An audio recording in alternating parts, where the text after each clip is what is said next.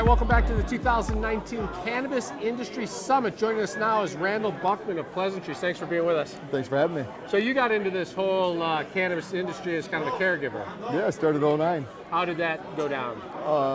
Well, it was a very slow start. I started with 4 lights in my dad's basement and no actual cultivation experience in any plants, let alone cannabis. So did your dad complain about the electricity bills?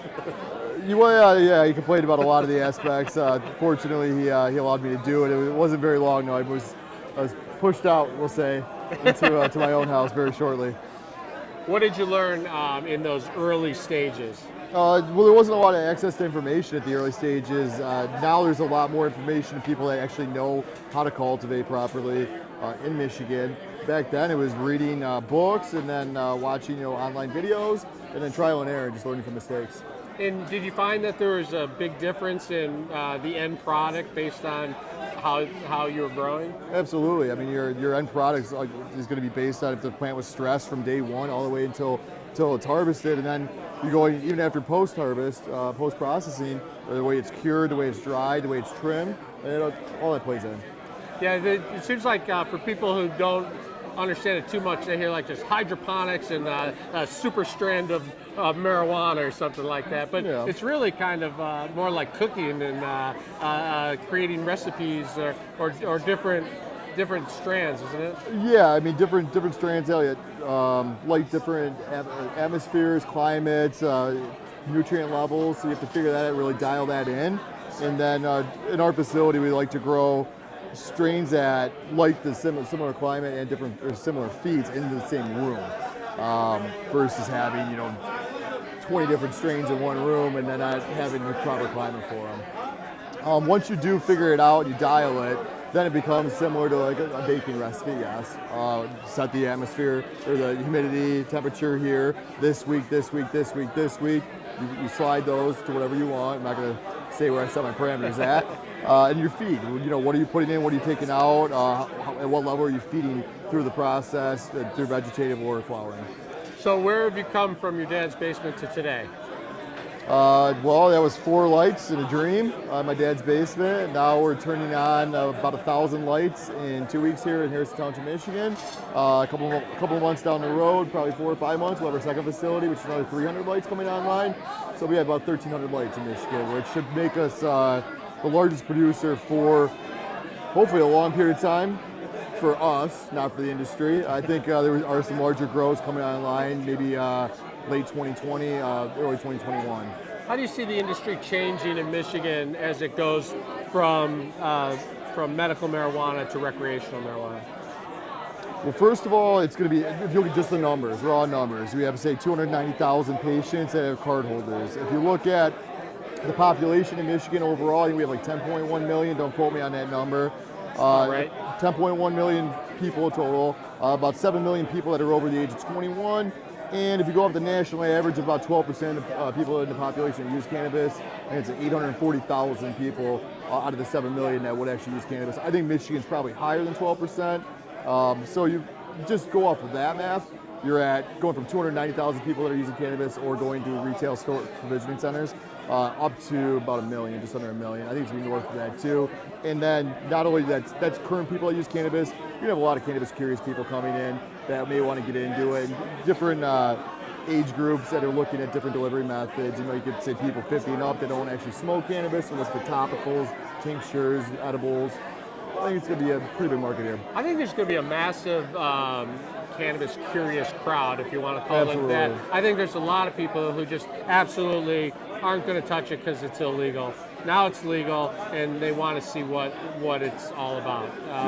And so if they are coming into it new, what would you recommend for them to sort of try and experiment and see what cannabis is all about? Well, the first thing is know where you're getting your product. Whether you're going for oils or topicals or edibles or flour, please buy something that's tested. Please. That's the first thing. Second of all, when you go to, say, a retail store, ask the bud tender, ask the people working there to educate you. Tell them what you're looking for, what you're trying to accomplish by using cannabis, what your end result wants to be, or should be, what you want it to be, and then they'll be able to guide you in the right direction. And my next point was if you're going for topicals, edibles, tinctures, start small. You can always add more. It's a lot harder to take it away. You don't want to eat, 100 milligrams in an edible and regret it. You can do 5, 10, start there. It's like someone who just turns 21 and they're trying alcohol you for don't the first drink time. the You fifth. just start with a little something light. And Just start small, stick your toe in, and a little bit you can always add, like I said. How much do you think branding will be a part of this business? Good question. Well, Michigan's a virgin market, so I think a good brand with a good product and the right capital behind it to push it and support it is going to do very well here. Currently, I think there's going to be a shortage of product in the market going into, say, probably Q2, Q3 of 2020. With the shortage, branding's not going to be as important because product's going to be product and there's going to be no product, so any product will sell. After that, though, as the market corrects and retail or the production comes up, matches retail and gets to equilibrium, then brand's going to be extremely important. When you hear numbers thrown around like $1 billion thrown into the economy, do you believe it? I mean, from where we were with medical to where we're going with recreational, where do you see the growth potential? Just look at the math. If we're producing, say, we can do 1,000, 1,200 pounds a month is what we're going to put out. If wholesale, which is right hovering just underneath $5,000 a pound, we're looking at, $5 million a month, 12, we're at 60 million just off our wholesale. If I take that to retail, I almost double that. I'm pushing over $100 million in revenue myself, or my company is what I'm saying. And obviously we're a larger company, but that's one company. So yeah, when you say $1 billion, definitely. I think it's going to be closer up to 2 and 3 billion in the next few years here in Michigan alone. Michigan's a huge market.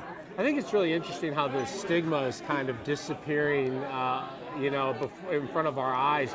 And some of that, at least for people I talk to, sort of CBD oil is kind of like done that. It's like, oh well, there's no THC in this, so you can talk about this. You can try this. You can even enjoy it. You can even say, boy, that helps me sleep or helps with my anxiety, and it's no problem because there's no THC. And now, obviously, the marijuana is legal for recreational. I think it's just gonna kind of evaporate almost in its entirety. Hopefully. I think you're going to see a lot happen when you start having these retail stores, like an elevated retail experience open up in suburbs, and not just be on like an 8 Mile or like a Detroit or a very urban market. When you start putting them in suburbs and they actually see what these stores look like, they're warm, they're welcoming, they're safe, and they have a lot of selection of different delivery methods and products. People are going to actually start going to them and checking them out. And say, hey, you know what? It doesn't look like a bad store. It looks like a China Willis store. It looks like an Apple store. People are going to start going and looking to see what it's all about. And you get one person in there, and then they tell their friends, and everybody's got to go check it out. So. Yeah, I think that's how it's going to work for these cities that haven't opted in. I think they're going to see what's going on in one community, and they're going to say, look, it's here. They're scared of it just because of what they're looking at and what they've seen, and they're thinking of sketchy characters, not safe. We need to hire more police officers. Absolutely not. If it's done right, you have a good operator there. It's going to be as secure as a bank. Right. Do you have cops sitting out front of the bank in these suburbs? No. Right. It's almost like a CVS store or something. Hey, I want to come in and I want to get this. Yeah. Okay, great. Or maybe even alcohol. I think it's a little reefer madness and just bad stigma of looking at historically how it's been, and people are scared of it. And once they see that it's not that bad, then they're gonna be okay with it. What is going on like in Colorado now? How many years has it been, and are people over it? Is it? Yeah, Colorado's at a saturation point for sure. Colorado had a few different checkpoints when you go from medical legal to rec. I think rec went in. Don't even quote me. I want to say they were right around 2008, 2009. About, yeah. Somewhere in there, maybe. Either way, way before us. Right. Yeah.